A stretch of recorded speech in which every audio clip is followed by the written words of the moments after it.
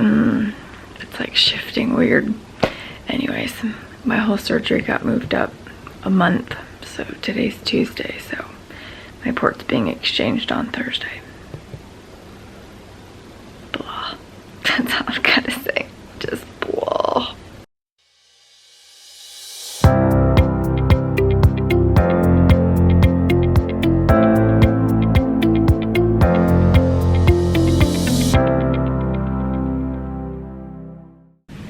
Okay, so a couple weeks ago, I had the right side of my port accessed just fine, no problems. I did something and I felt something shift with the needle. Not like horrible, but enough that it felt awkward. And so I tried to flush it, but I did it real slow because I kind of wondered if it infiltrated, and it totally did. So it felt like battery acid under my skin. So crazy how different it can be in two different places. So I knew it was messed up, and it had already been locked the last time I used it, so I just de-accessed. So then the next week, I accessed my armpit side, and it took a little, no, I don't think it took any doodling. It was just, it worked just fine. Access, flush, blah, blah, blah. So I went my week with that one, and then I de-accessed because of the inpatient surgery I was about to have. And so I had I'm trying to find new needles because my infusion company changed suppliers on their needles. I got so used to my other needles. Thankfully I've got some extra, but we're trying to find a replacement that works. And they had sent me, and normally I use a 22 gauge 3/4. So one of the ones that they sent out, it was a 20 gauge 3/4. And so that was what I was testing with, and trying to access really. And so accessed on the first try, went right through the right spot. I can feel it hitting the back of my port, all super duper, and it will not flush at all, literally at all. It won't flush at all. And when you try to back pull it, like even if my port, either side of it, doesn't blood return, you can at least draw back. So this one you couldn't draw back, no flushing happening whatsoever. So obviously I knew something was not right. I ended up accessing my armpit side again, and when I came for the inpatient stuff for my exploratory surgery yesterday, we ended up not using my port at all because I didn't know what was going to happen like during the procedure and if he could check it. Anyways, so went through that whole shenanigans, and then what my surgeon decided is that I really needed to see interventional radiology, and so that they could actually test it like with contrast and fluoroscopy and all of that, and actually see what's happening to it. And so they got me in today, which was amazing, while I was still inpatient. And so I got on their little bed, and we covered everything up except for my port, and they betadined the whole thing, so everything's all orange and icky at the moment. So they started with my accessed side, so they kind of have like a control, like what is it supposed to do, and it worked just fine. You could see, oh man, that will steal your brain thoughts so fast. So they put like a little bit of contrast in there, so like that side of the port was filled, and make sure it doesn't have a leak or anything like that, and it was fine. And then they flushed it, and when he flushed it, he's taking these, like, I had to hold my breath, and then he's taking all these like cool like video almost, and it was almost like a negative image of all my the blood vessels and stuff. It was actually really neat. And so that side worked just fine. Absolutely no problem.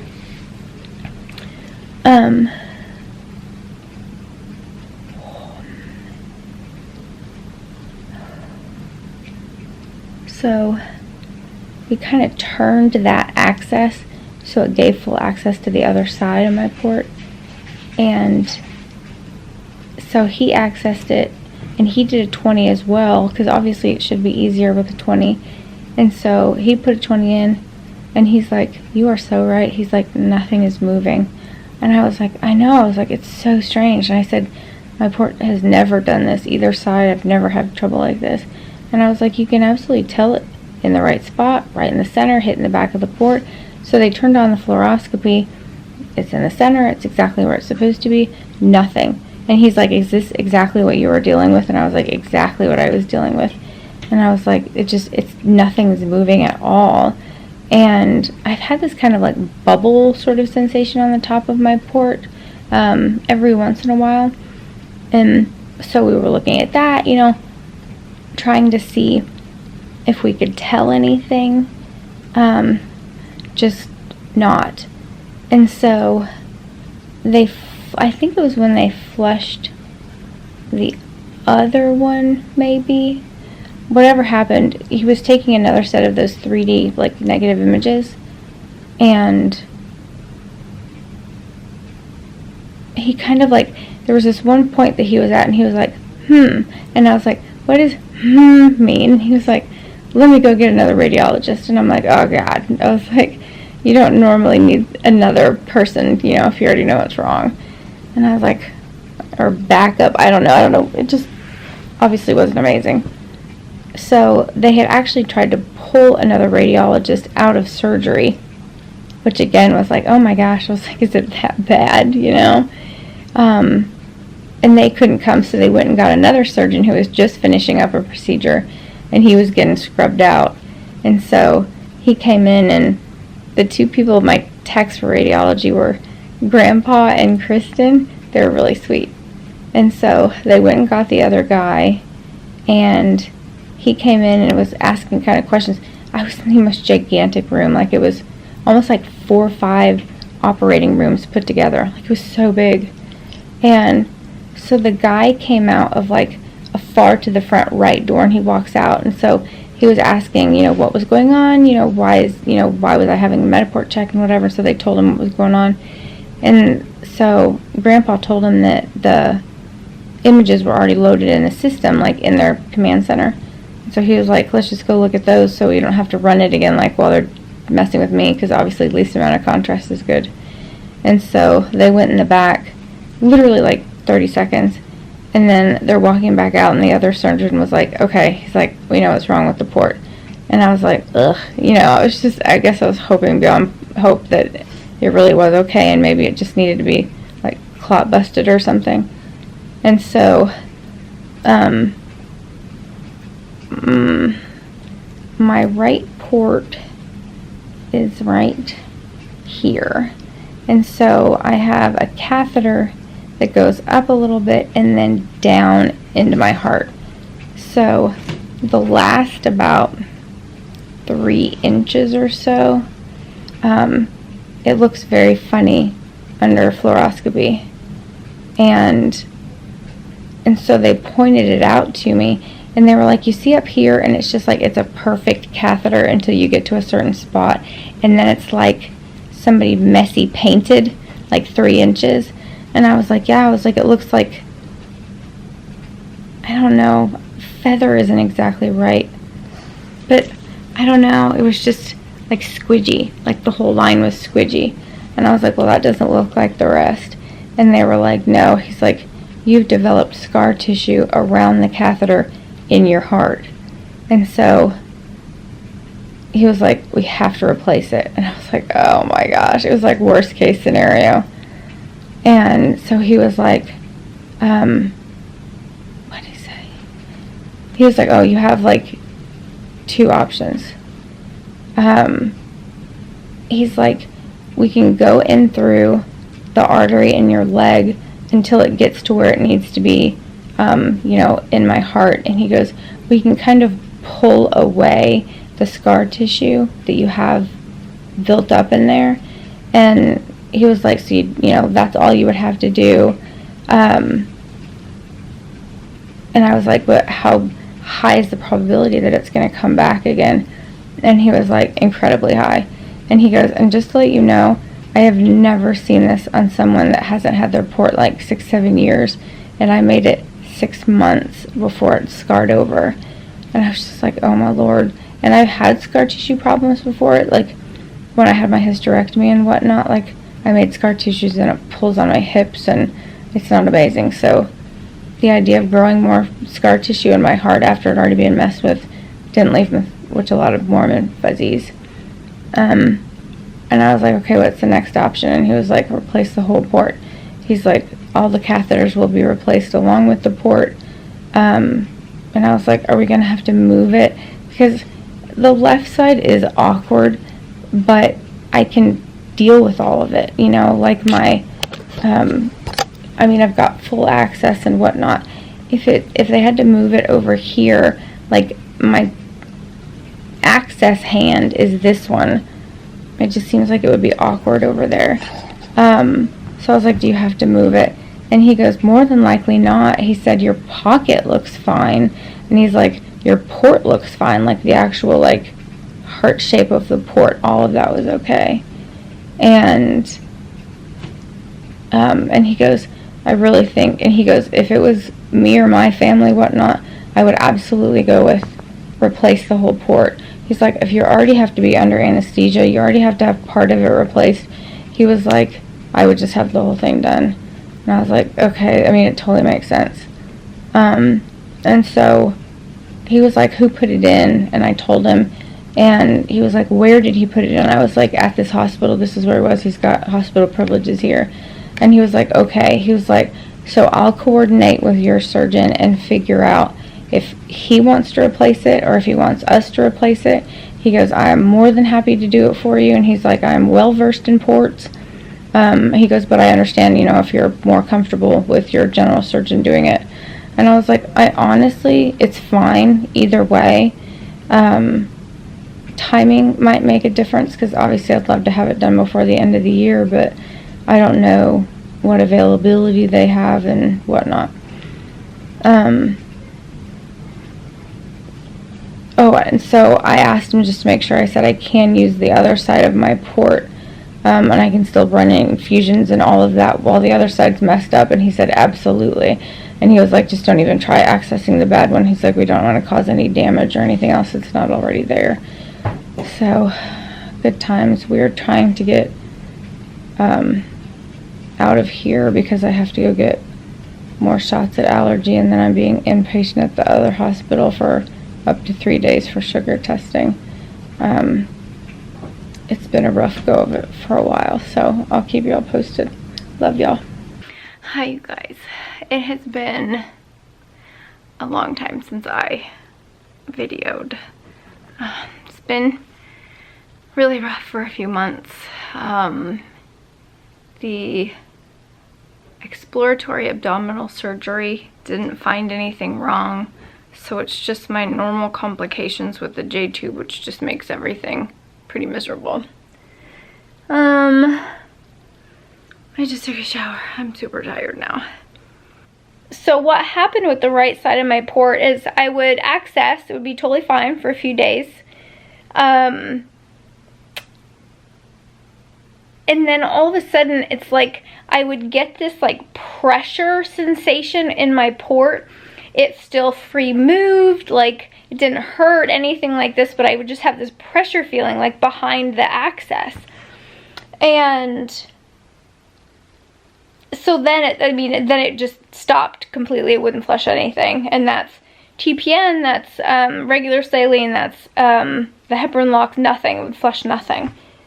And so the sensation behind it, like I'd had for several weeks leading up to the complete stoppage. And so I guess I was in the hospital for a few days after the abdominal surgery, another hospital.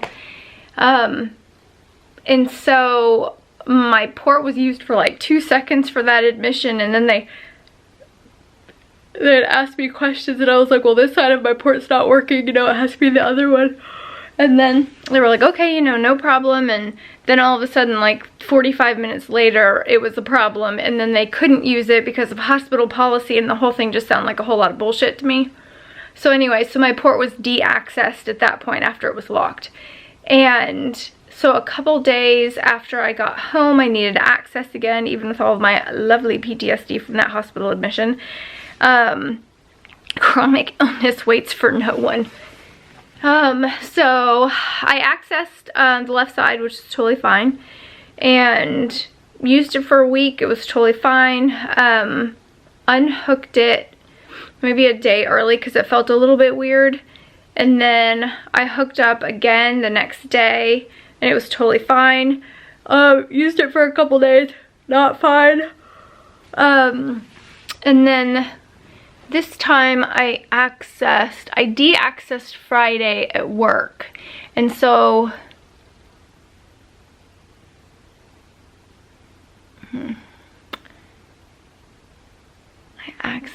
whatever. I think I accessed again on Friday to run infusions because I've got all my new stuff now, which is LR bags and vitamins, and I've got to spike those and whatever. Super easy. So I had a home health nurse come because my IV pharmacy apparently does not have a lot of people that do their like whole port access. So they were freaked out that I was doing it, and they were like, well, can we at least send a nurse out and, you know, like show you what to do the first time? And I'm like, oh yeah, that'd be great, you know, super helpful. Then there was rigmarole with that, but it was finally straightened out. And so the nurse came, and I'm sitting there, and she's like gloving up and whatnot, and I'm like, I need to do all of it. I said, you are literally here to walk me through it one time. And she was like, oh yeah, totally. And she's like, got her gloves on, and she's ripping shit apart, and I finally like put my hand on her elbow, and I was like, ma'am, I need you to stop. And she was like, well, I don't understand. Are we here to hook up your infusion? Yes, you're here so I can hook up my own infusion. And she was like, oh, she was like, so your port's already accessed? I said, yes. I said, I do all of it. It's all mine. And she was like, oh my gosh, that makes so much more sense. And I was like, what do you mean?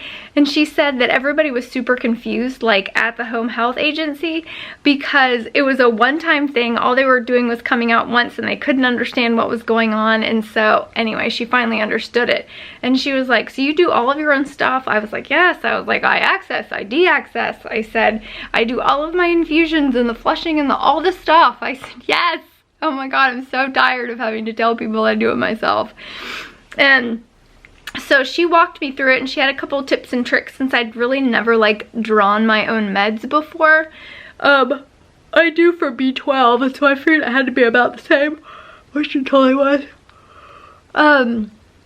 So she walked me through all the things, had the infusion, and whatever day that was, I had to go take the boy.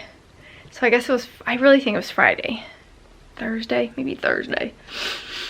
So I went to the boy, went with the boy to the dentist, and I had it, and we were trying to use gravity, and it just, I didn't like it at all, so we're adjusting that infusion. So that was Thursday. And then Friday, I ran an infusion at work. Things felt weird. I had that back pressure feeling again. I was like, oh no. So I ran the infusion. It was fine-ish. I locked my port, and I de-accessed. We've been doing a whole lot of back and forthing on access needles, which should make no difference whatsoever to how my port is used, as long as they're non-coring and all that.